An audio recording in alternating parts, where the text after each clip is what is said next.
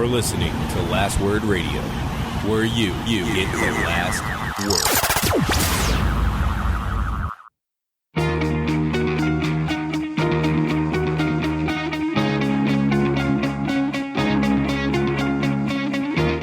Welcome to the Fourth Line Podcast, part of the Alberta Podcast Network, powered by ATV. This is January the 7th, 2019. With you today is myself, Carl, the always wonderful Joel.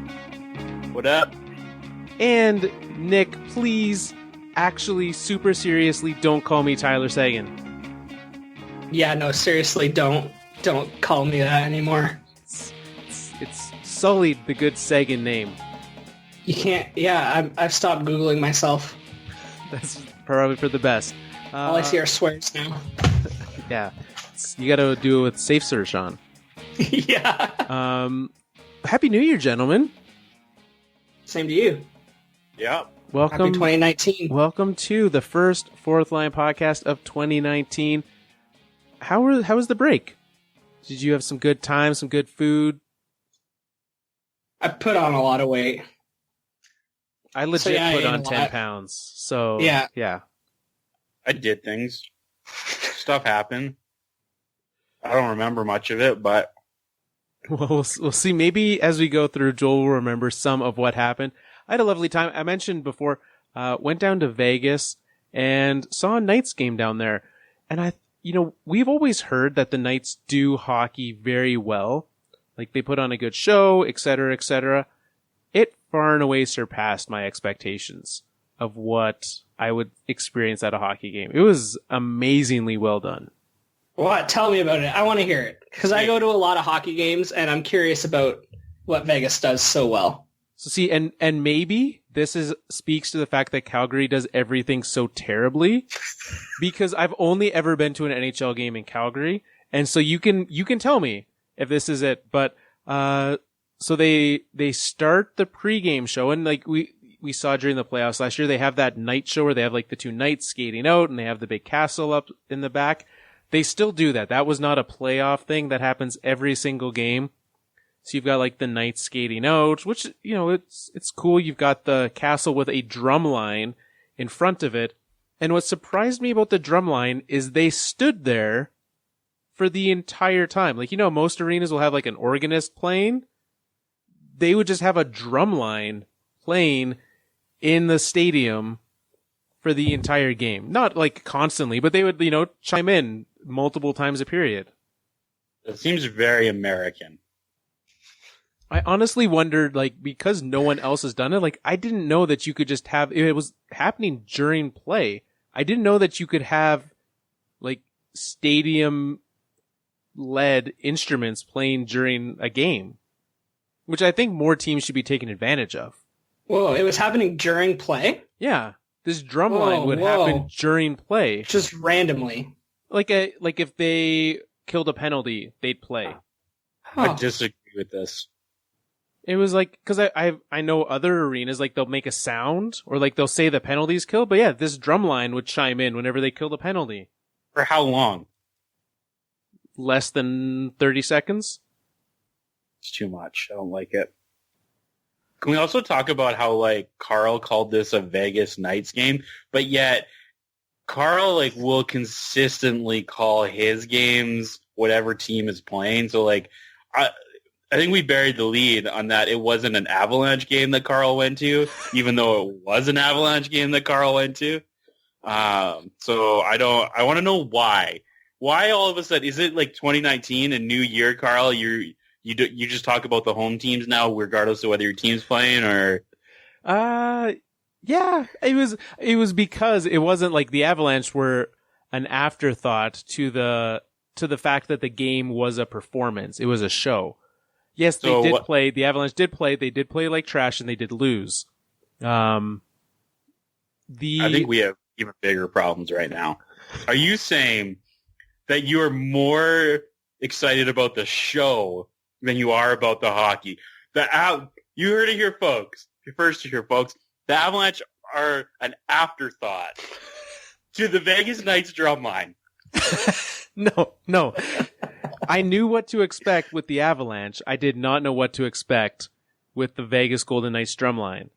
That is not how it came off when you just said it. But for all, we just have like clickbait all over the place today because like if we had more than like 3 listeners, like that would be like Carl's given up on hockey. That would be like that's like what you'd see on YouTube. Yeah, that would be the headline. Yeah, but that's not the case. I did enjoy seeing my Avalanche, but what stood out to me was the fact that, I was sad and angry that they lost. And when they replayed it in the bar afterwards, I changed my seat so I couldn't see it. But it was good. And they certainly do. Everywhere is Knights supporters. You see more Knights things happening in and around Vegas than you see Calgary things happening in and around Calgary for the Flames. Like there are billboards, like a random company will be like, hey, here's our car dealership and also go Knights, which you don't see that very often in Calgary. Well, it's because it's the first professional franchise and like they went to the playoffs and they were really good. Well, and so I was asking, I was, doing some on the ground journalistic research, and I was asking folks, like, did it change when they went to the playoffs last year? And they said, no, this is what it's been like from the beginning. Which when they get the Raiders next season, it'll be interesting to see how that changes. But for right now, no, I don't think it will be. I don't think it will be because there's only 8 football games a year. The Raiders aren't making the playoffs anytime soon. So there's 8 football games a year for Vegas. And I fully expect that you can have 2 because a lot of people will fly in for football. It's only 8, your team's in town. You go to Vegas for the weekend, you drive in, you fly in. That'll be appointment, travel for a lot of those teams. You heard it here first.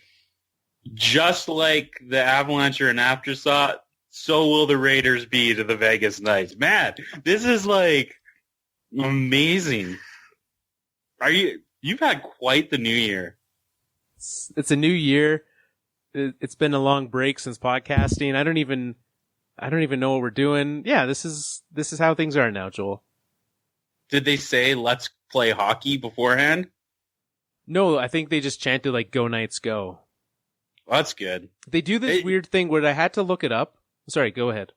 No, I was going to ask Nick. He's been to lots of hockey games. Yes. Did they say let's play hockey like before most games that you've gone to? No, not really. Okay, so it's just the WHL team in Everett, Washington that yells let's play hockey before hockey games. Yeah, I guess so. But still one of the most awkward sports moments of my life. I am curious, though, about Vegas because it is still kind of a new hockey market. I remember reading about Atlanta when they came into the league. They had to explain to people the rules of hockey because it was so new to that market. So if they blew the whistle for an offside, they'd have to come on the speakers and say, that was an offside or that was an icing because people weren't really understanding it. Do they have any of that in Vegas? No, none of that. They seemed as knowledgeable as fans at other hockey games I've been to. Yeah, there wasn't any issue with that. They did do this one weird thing and I looked it up and there's literally zero reason why they do this, which kind of brought me joy and I started stealing it and doing it randomly throughout the rest of the week. They will just do a Ric Flair woo at any point in time and it'll just spread throughout the arena. That happens all over the place. Well, but the team will instigate that? It'll just happen. And I looked it up because I was like, why are they doing this? And that's a thing that they do at Knights games specifically is a thing. I found it on Reddit, on their subreddit. Why someone was like, why are we doing this now? And they're like, just do it. We're jump on the bandwagon. This is what we do now. But I think it's kind of neat. I guess it's neat. It's not really what we do now. They've been around for a season and a half. None of this is long-term tradition. They're literally making it up as they go, which is fine. I'm not criticizing that. I'm criticizing the fact that this is none of this is tradition. No, but it's kind of cool that we're getting to see how these traditions start. And it's totally because this is where, and I'm not saying that this is good or bad. I'm just saying this is the way that it is. In Canada, you don't need all of this stuff for people to show up and watch a hockey game and know what's going on. People want to go watch hockey. Like, they don't need anything else. And so it's just, so I think that's partly why they're doing it, is because they need to make it seem more appealing. Yes, but it's, I don't know, I kind of see it as the city showing its personality through its sports teams. Like, that is so Vegas to do shows and like cheesy drum rolls when the penalty kill ends. Like, I don't know, that to me just sounds like something that would happen in Vegas. Well, it's kind of like how Nashville has the country singers do the national anthems. Like, they're Music City. Like, of course they'll have musicians come in and do it. I kind of like it. Oh yeah, like, and that's the thing. Like, if their fans like it and it works for them, then why? Like, you wouldn't stop it. I think that's the reason why, though, is that, like, I think if they're just like, hey, come watch hockey, I don't think anyone would really come. Like, if the Oilers and the Flames were the ones controlling how the games were, like, performed and shown in Vegas, I think less people would show up. Sure, and I think if you were to do it the way that Vegas does it in Calgary or in Edmonton, I think more people would show up. Calgary is not selling out the Dome anymore. They need something, and they put on a much better performance. There was at no point during that game, even when they were losing, was the crowd silent. Where you will have in the Saddle Dome, and I'm sure at the pizza place down there in Detroit, when they're losing, it goes dead quiet, right? And there's, they'll say, like, get loud, and they'll put it up, and they'll show the fake sound meter on the Jumbotron, and everyone will yell, and it'll stop 30 seconds later. They don't need that. It's continually, there's things happening, and they're engaged in it. They're there for a hockey game that is a party. And I think that's something that a lot of teams could learn from, and should learn from. I don't think it would make a difference at all.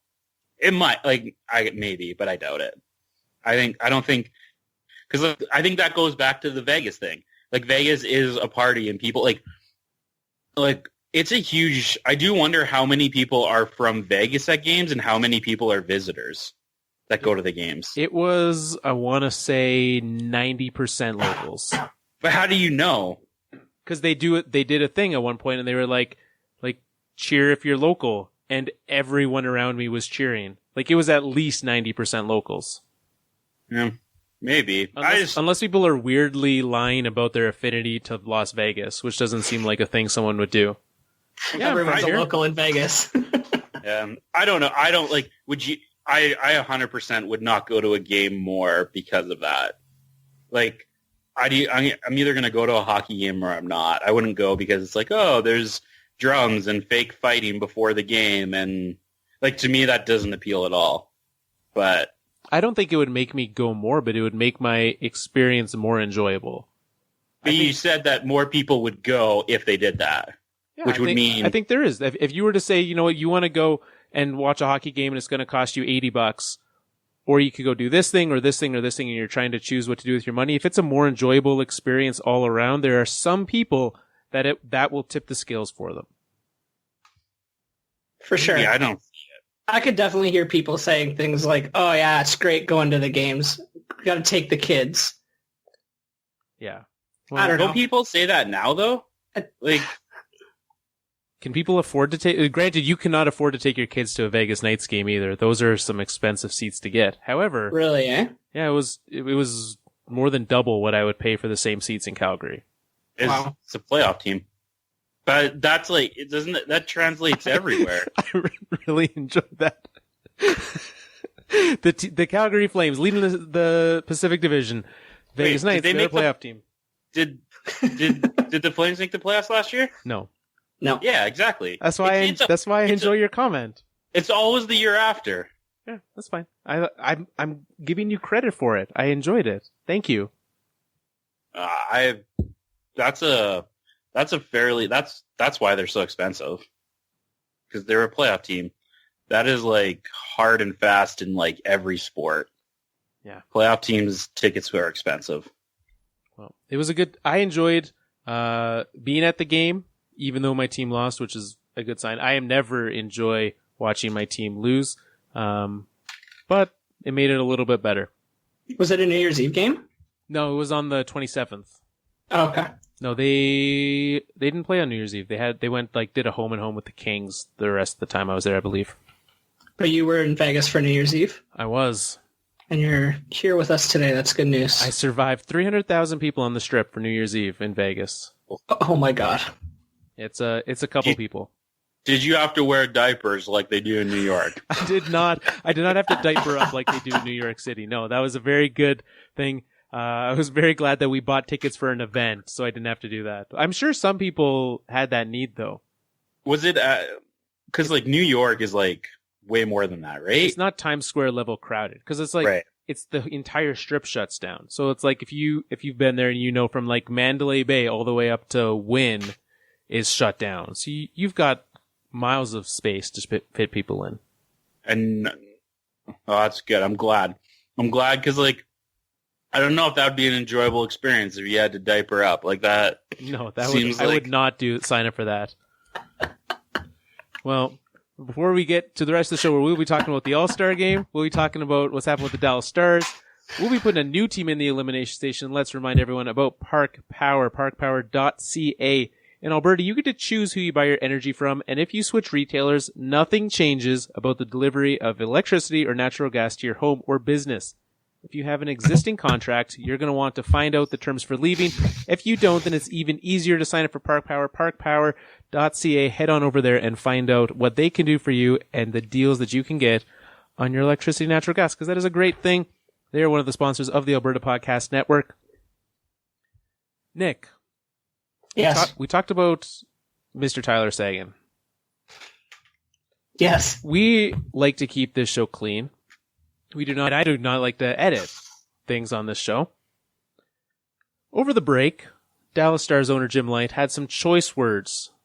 Some referring to his stars, Tyler Seguin and Jamie Benn, as horse poop. Maybe they should diaper up if they were to go to New York. They referred to him as horse poop, very critical of their two stars and their performance. And he essentially just went to the media. Unprompted. They didn't ask him. He went to the media. He made an appointment and said, hey, this is what I think about my two best players. What do you think about that? He didn't even go to them. He made them come to him. You get in my office. I have something for you to write about. Which is fair. I mean, if you've got something that juicy, they should come to you. I don't think they were sad. I don't think they were sad that they had to make that trip down to the office. No, but you know what I did find funny was so he obviously feels these guys are not being held accountable for their play this year by anybody, because he felt the need to go and do this and instigate it. So I do think it's kind of funny that he finds what it says about the media down there. He's telling them, you guys aren't telling it like it is. You need to make sure that you're holding them accountable to the public, because he obviously felt nobody else was. So he took it into his own hands to do. Was he right, though? In what he did? I don't think so. No, not in what he did. I don't think anyone thinks what he did was right. Is that... Carl, you going to take that hot take, or? No, I can agree with the fact that I don't think he should have blindly gone to the media without going to the players first and just blindsiding them with this, where they just the next day they talked about how just their phones were blowing up because everyone was like, hey, did you hear this? And that's how they're finding out. The same way everyone else did. That's how they found it out. So no one agrees that what he did was right, or everyone agrees that what he did was wrong. Was wrong. Yes. Words are great. But the question I was thinking was is what he said right? Because even if, so you're just because it could be interesting if they were actually playing poorly and the media was these guys are amazing. I don't think was anyone sitting here being oh man, those two guys are just awful this year. I don't think everything came out afterwards and be this, like, I don't know what's wrong with this, like, this guy, like, so I don't think he thought the media weren't keeping them accountable, but I think he was wrong in that. So he was wrong in what he did, but he was wrong in keeping the media accountable. He was wrong in keeping Seguin and Benn. Like, this is just, I'm surprised this happened before New Year's. That's what because I could understood, like, New Year's morning, he's a little hungover, he's a little, like, doesn't know what's going on and just starts talking. But, like, from what I understand, he was, like, 100% with it when he was saying this stuff. Yeah, he was in his right mind for sure. He knew exactly what he was doing. And I think he got permission from ownership to do it. You think so? You don't think ownership told him to do it? That's what I think happened. I think ownership was looking at the score sheet every night and saying, WTF, you're welcome, Carl. Thank you. And they said, you need to figure this out, Mr. CEO. Go find a way to do it. Whatever you have to do, do it. I don't think he said, I think that I lost track of my thoughts there. And I think he said, here's how I plan on doing it. And they said, okay, go ahead, go do it. Well, in 5 games since then, Tyler Seguin, 7 points. So like the same pace he was on, basically. Like slightly better than what he was on. Yeah, he's, he was below a point a game. He still is. So that's, better, but he wasn't complete garbage beforehand.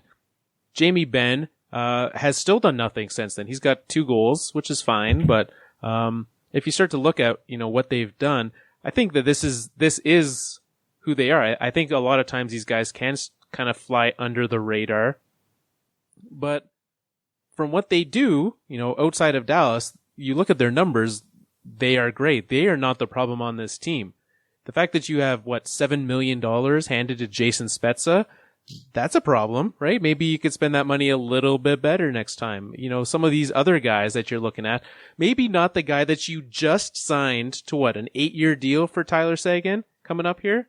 7-8 years coming up, just signed that a month ago. Maybe don't call out that guy. Maybe don't sour that relationship before the contract starts. There's enough bad contracts that become terrible beforehand. Don't do that because of you. That's what I take issue with here, is the fact that those are not the guys who are the problem. Maybe they're not pushing their teammates. Maybe they're not the ones doing that, but I also don't that's not what they're paid for, right? You have coaches that are paid to do that. Sure, teammates should be able to hold each other accountable to a degree, but the coaching staff is where that lies on. And I look at this as a bigger indictment on the coaching in Dallas than I do on the players. It's just, it's not anything. I think it looks mostly on the ownership and CEO than on anybody else. That's who it points to the most. Who really cares? Yeah, sure. You want your coach to be more public about keeping these guys accountable, sure. But I don't know. If I was Seguin, I would be, my very first conversation with him would be, sure, trade me. I'm not playing for you anymore. Because that's what I do. I was like, you think I'm garbage? Trade me. I'm not playing. I was like, because I will sit until you play. Because they're and he would get traded because we've seen this happen in the past. So yeah, if they were to do. have taken that approach, which is a very un-hockey approach, I would have been interested to see how long that lasted and where that landed them. Because for sure, they had every right to, and I'm sure they would have had the backing of the PA. The media and the players. They would have the backing of everybody. Yeah, it would have been interesting. Do you think they have spoken to him since? Because they didn't talk to him before. Apparently they talked to him after. They did. I thought I read somewhere that they talked to him after. But the PA released a statement too against it. And they actually, no Seguin talked to the media, talked to the CEO. Because he said, because that was where my phone's on comment or whatever, feel free to call me. But no, I 100% would have said, I'm not going to play for you anymore. That would have been my take. And there's nothing, Dallas, their hand would have been forced because because you couldn't, like, I can't imagine what Bettman would have done if, like, Seguin had come out and said, I'm not going to play here anymore.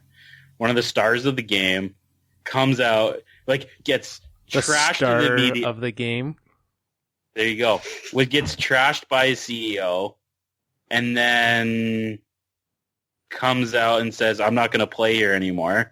Bettman's not going to, like, Bettman, I don't know whose side he would take in that, but it probably, like, it would be a PR mess for everybody. It is a PR mess. What I want to see what it would happen is if, it goes the other way, right? If one of these players, and I'm not saying one of these guys would or should do it, but, we've seen players come out critically, but not as hard as this guy did, right? If you were to come out and just a player have no holds barred, I guess we saw it with the Ottawa Senators. That's that, right? But instead of, like, accidentally leaking it to an Uber driver, just call in the media after practice one day and lay into your ownership or your coaching staff. That would be a fun experience.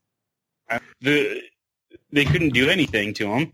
Like, he'd be totally free to do that. Like, if Seguin or Benn came out hard against the CEO and owner, and then all of a sudden got suspended, the PA would come down so hard, and they would lose so quickly. Like, that's not a fight you can win. Because especially if he came out and just said the same things. And he's like, I'm just going to say things back. I wish that was their approach. If he had just changed the Amy and Tyler to Jim Light. Because, like, what are you going to do? You can't get upset about it. No. Well, you can, but you don't have a leg to stand on, for sure. Yeah, that would have been... I am disappointed that they took I'm just going to be quiet and play, like... They took the I'm here to play for my teammates, not for the owners approach. I think that was a terrible approach to go. No, that was 100% the right thing to do. Like, are you serious? Yes, I know we're all sitting foaming at the mouths wanting this battle to transpire through the media and on Twitter, and it would have been fun for us to watch it. But for the players and the team, absolutely the right thing to do is to put a cap on it and let it blow over, which it did in like 2 days, and deal with it internally, which is how it should have been dealt with the first time. I guess it's if you wanted to stay in Dallas. Like, if you wanted to make it work in Dallas, then I guess that's the best approach. But like me, I'd be like, I want out. I don't want to be here anymore. So then you go scorched earth, right? Like, you think it's bad now? I'm going to play 3 minutes a game. When I get told to go out, I'm going to sit on the bench. Because I'm bad, and I got told I was bad, so I don't have to play because I'm bad at hockey. I think that approach would get you suspended. I think that one might do it. But they couldn't. You could, because then, like, literally, your argument would be mixed messages, guys. You're telling me to go and play, but then you're also telling me that I'm bad. Make up your mind. But what benefit is that to the players? Like, how would Seguin or Benn benefit from doing that? Oh, nobody benefits from any of this, I don't think. Like, I don't think they, like, Seguin and Benn, I don't think they benefited from what they did. It wasn't negative. They could have made the situation worse, but I don't think they made the situation better. I think they did in the same way that Nick said, of making it blow over quicker, right? While I'd be interested and want to see what happens, they did make it go away, which I think is a win. Well, but how is that a win when you know that your owner and CEO hate you? So you're just like, let's just ignore this until it blows up again. Well, maybe that conversation was held behind closed doors, not in the media, like half of this party's decided to do. Well, then I would still want some, like, I would not be happy with it if it didn't go back to the media. Like, there's no way I would handle it the way they did. Well, let's see. We now know, Nick, not to air critical comments about Joel to the media or on this podcast, because we know the approach he will take. It wouldn't go well for us. It would not. He's go a vengeful man. Unless we want to see what would happen. Let's see. No, I know for a fact. I was like, we could see if Joel would stick to his word. He would. He 100% would stick to his word, and he would do exactly what he just said. I'm not worried. No, you are not at all. the NHL All Star, because we don't have anything bad to say about you. The NHL All Star Game is coming up. They have announced the teams, and already Alexander Ovechkin and Carey Price have backed out. Carey Price backing out today. They will be finding another goaltender for the Atlantic Division. The players don't care. Most of the fans don't care. Why are we still doing this? Shouldn't. Because you like it, Carl. It's just for me and Gary Bettman's pocketbook at this point. It's for sponsors and money. Honda, right? Is that the sponsor? I think so, yeah. Yeah, they've got the Honda. It's for the fans there, right? When you have it in your city, people show up, people care, people will, especially in California, you're close enough, other people will travel there. And I don't think that they really care outside of that. In the same way that the outdoor games are only held for the people in those cities, really, even though it did have a much better rating this year. Much to the sadness, I did not have a chance to watch the outdoor game this year. Joel knows how sad that makes me. I didn't even know there was an outdoor game. Yeah, me neither. It never crossed my mind to turn the TV on. Well, the Chicago Blackhawks lost to the Boston Bruins in Notre Dame Stadium. So yeah, does it happen if no one knows it happened? I mean, it did. I did see it in one of the sports books, and I watched about 5 minutes of it. So, but I'm looking at the All-Star Game in the same way that the outdoor games are held, right? They've announced a bunch more outdoor games for next year. There's going to be another one in Canada. There's a Stadium Series game. There's a Winter Classic game. And these are only done for the city where it's being held in. It rakes in all the money. And I look at the All-Star Game in the same way. Sure, they shut down the NHL for it, which they don't shut down the NHL for the Winter Classic or other outdoor games. But this is what it is. It's a money-making thing from those cities. And do we care? Like, I know that, I don't know, Nick, where do you stand? Do you care about the All-Star Game? Do you like it? Do you watch it? Do you enjoy it? No, and no.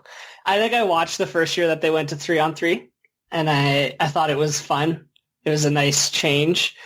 But I just here's the thing. Every major sports league does an All-Star Game.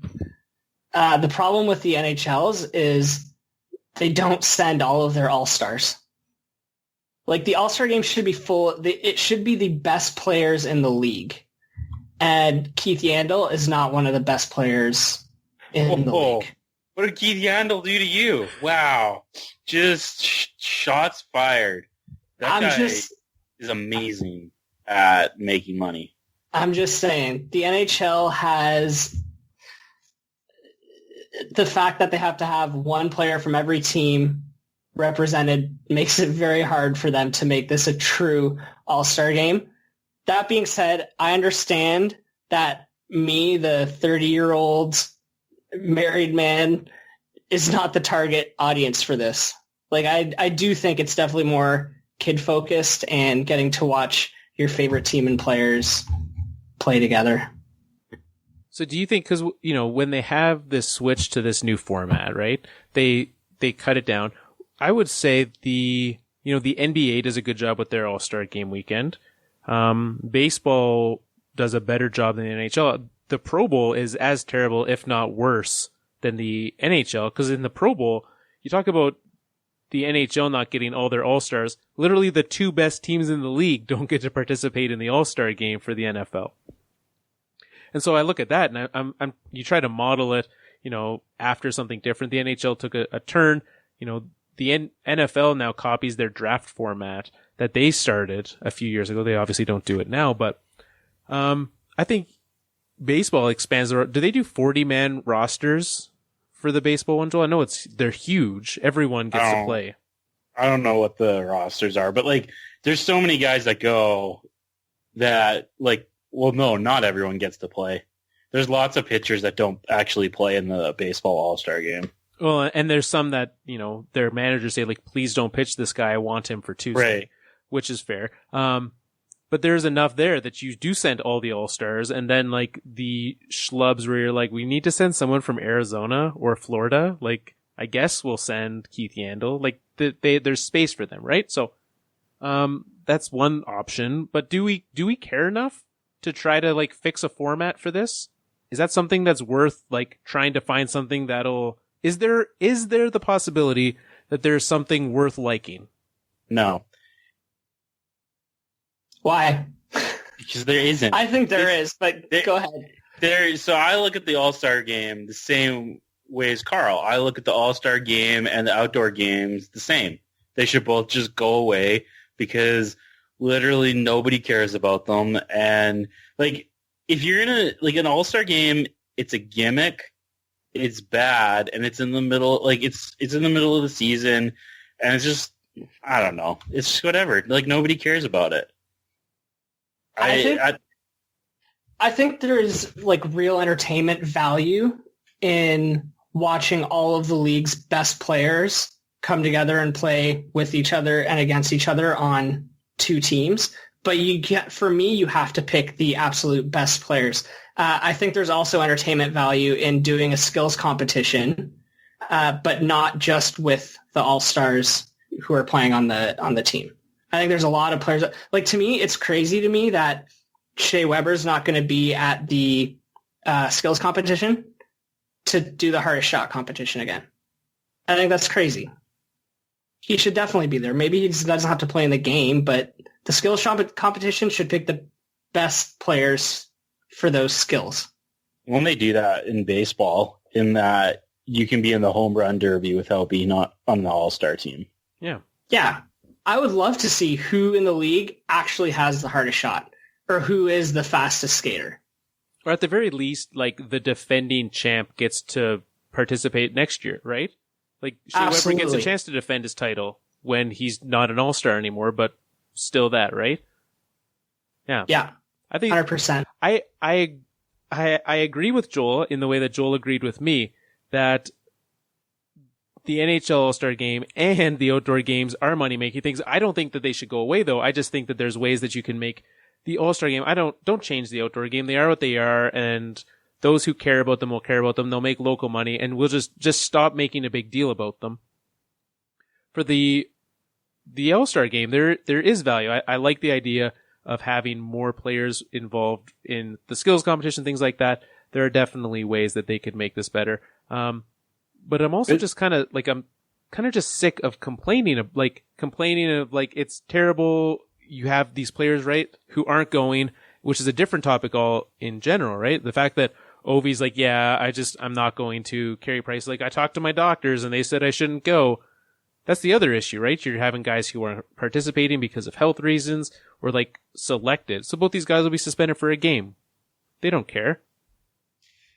But the thing is that, bigger rosters and the actual All-Stars is what we used to have. So and that didn't work. So why, that's why I'm not convinced that would make it work now. Like, I don't think anyone will ever care enough about the All-Star game. Like, yeah, you can have better value than it has right now, but it's never going to be something that anyone actually cares about. Like, I don't see it.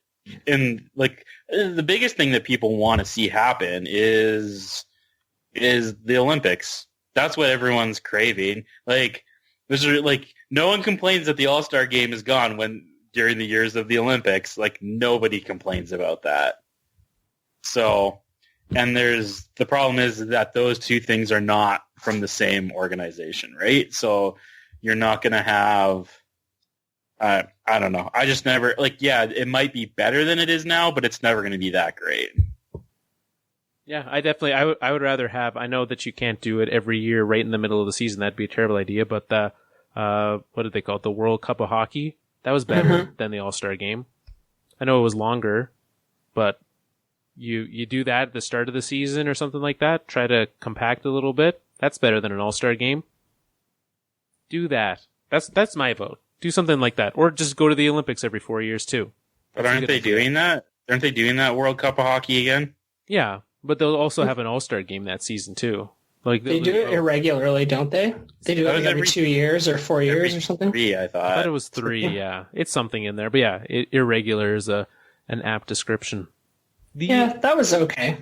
Anyways. Yeah. The Elimination Station is back. One team has been eliminated from playoff contention already, that being the Chicago Blackhawks. The format and the criteria we chose last week, we'll use that term very loosely, was which team was in the worst shape moving forward. That's out of playoff contention and was in the worst shape moving forward. Which team, with the Blackhawks already eliminated, which team do you have next? We'll let Nick start. Who would you vote for your Elimination Station?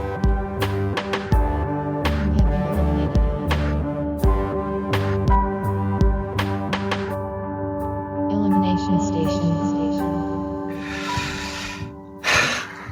The Ottawa Senators. Because I think it's only going to get worse for them for the rest of the season. Joel? Oh, yeah. I'm just pulling up the standings. I thought you were going to talk, and then you're like, nope. Now I'm caught off guard. This is great. You don't need the standings, Joel. It's probably Ottawa. My vote is Ottawa. Yeah.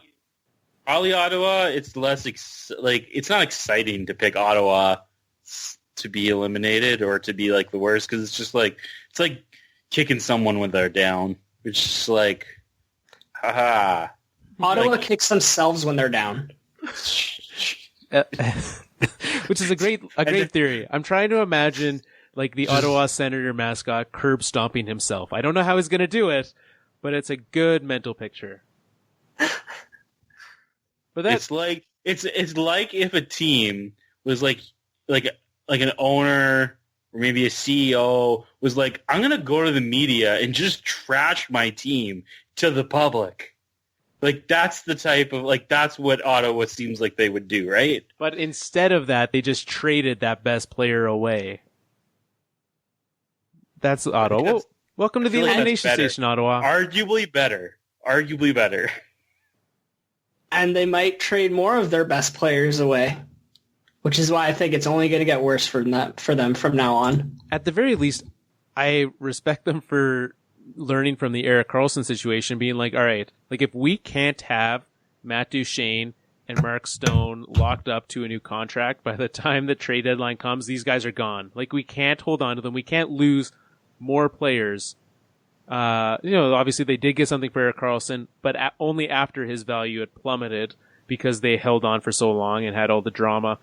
Like, trade these guys while you can. If they're going to walk, you got to get something.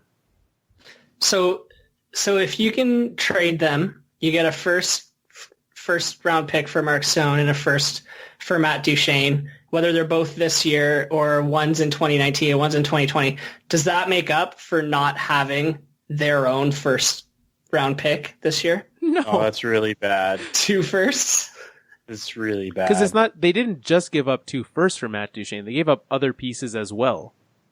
Like, Shane Bowers, nothing to get super amped about, but that's an actual former first round pick as well.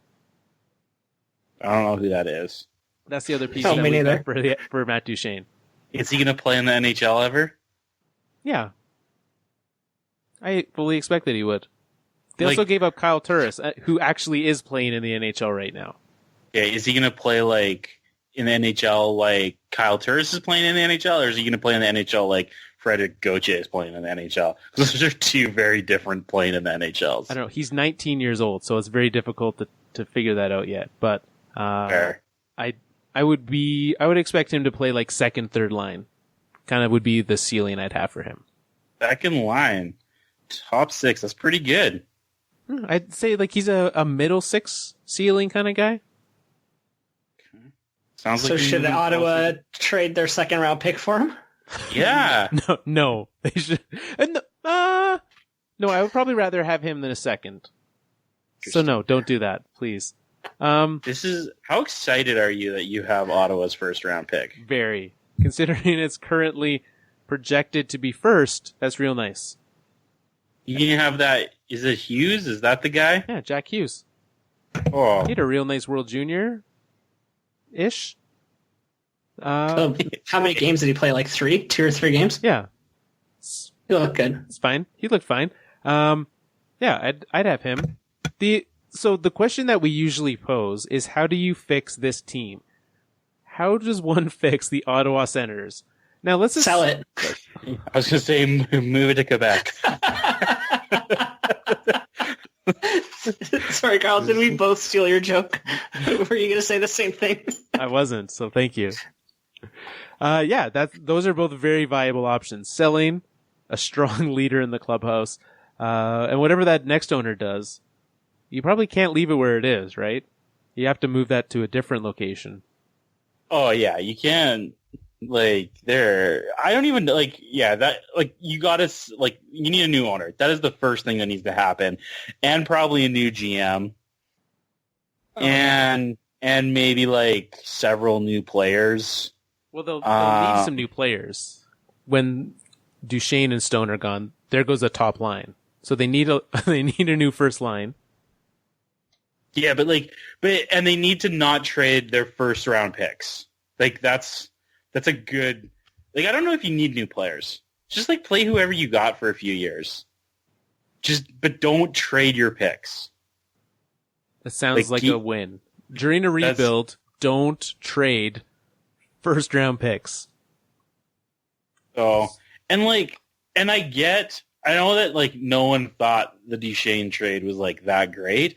I get what they were doing though, because they had just come off a playoff season, did they not? They had? Yes.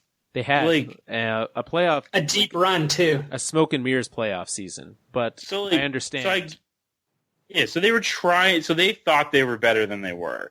It was a mistake. But now it's now just don't make it worse. Keep your draft picks. Trade your assets. Trade Duchesne.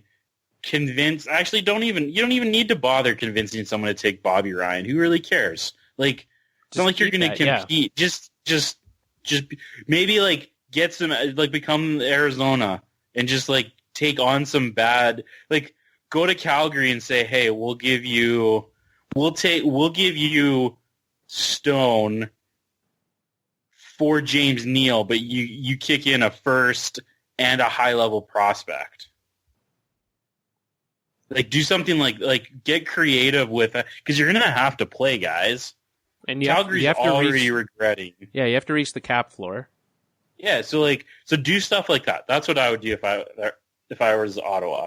Is get creative, and if you're gonna trade Stone and Duchesne, get a little creative and say, how can we get even more value by maybe taking on a bad contract from someone else?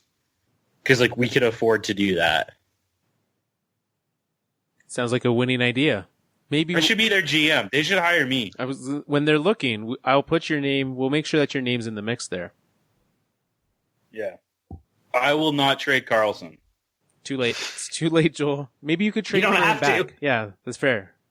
You do. I will not trade the next Carlson. That will be my campaign slogan. It's very smart. That's pretty good. They won't trade whoever gets picked with their pick this year either. They won't be able to do that, so that's fine. Nick, do you have any additional thoughts on what you would do to help this team? I would get as much as you can for Mark Stone and Matt Duchesne and just rebuild through the draft. They have to get a first rounder for this year, though. They have to.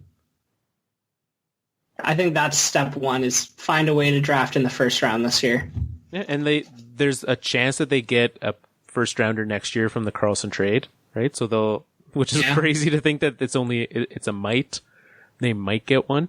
So if they get one for each of those, which is a very reasonable price at a minimum, that's 3 firsts that they've added for 3 of their best players. So that seems like the least you should ask for those guys. Absolutely, I think they can get a first for each of them. Yeah, absolutely. Right. Well, over the holidays, we celebrated the 12 days of high sticking, which was a lot of fun. We wrapped that up, and we're picking our Pavel Bure's, but before we do, I drew the winner before we reset for this next time, because we had to wipe the scoreboard clean, and I wanted to make sure we drew a name. So, congratulations to Mr. Alex Watson, longtime friend of the show. Congratulations on winning High Stickin'. Send us a DM. Woo! DM us your address, and we've got mini sticks, we've got pucks, we've got, what's the other thing? Coasters. Coasters. We've got mini sticks and pucks and coasters. Send us a DM. We can get you, not just can, we will.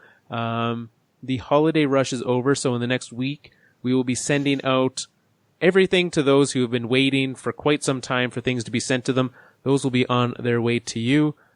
We're excited to get those in your hands, so thank you very much for playing High Sticking. The way it works is we pick our Pavel Bure must-watch games every night of the week, except sometimes Mondays, because we're busy recording the show. You should be listening to the fourth line instead of watching hockey on Mondays. Those are the rules. So, we tell you the games you should watch. You head to Twitter at Fourth Line Podcast, and you pick which team you think will win and what you think the final score will be of that game. If you're right, you get 3 points. If you're somewhere in the middle, you get 1 or 2. You got to pick the winning team to get points, though. I am going to pull up my app, and I didn't pick a new app, but that's fine. Come on. It's fine. I decided I did do research. I sat in the Salt Lake City airport and I tried to find a better app, and I decided this is the best one. So I'm going to pull it up. I'm going to let you two decide who goes first. Nick, it's all you. Okay. What day? Tuesday, January 8th. I had it all set up and then I accidentally closed it, so that's why you're going first. Half of the show's just been waiting for Joel's screen to load.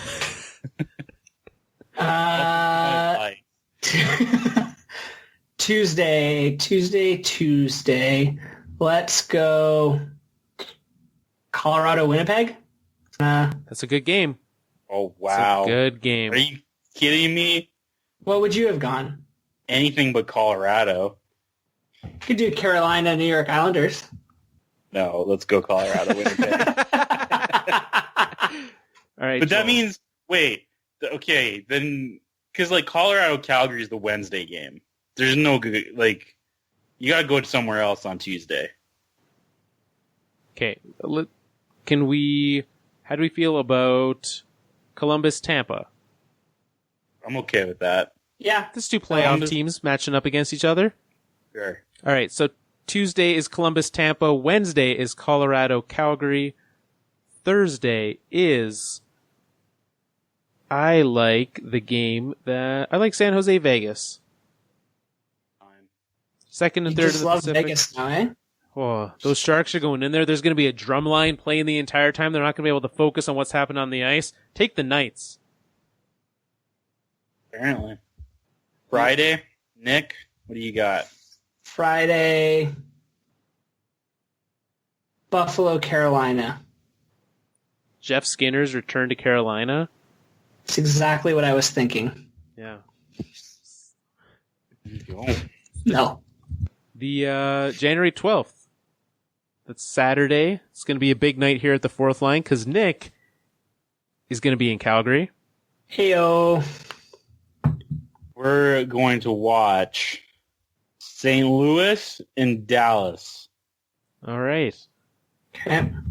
That's what got to pick at least one Dallas game. It's true. We do have to. Much like last time, we picked all the Central games, which was much to Joel's. Not last time. That one time when we focused on some Central Division teams. Sunday, we've got a slew of games happening.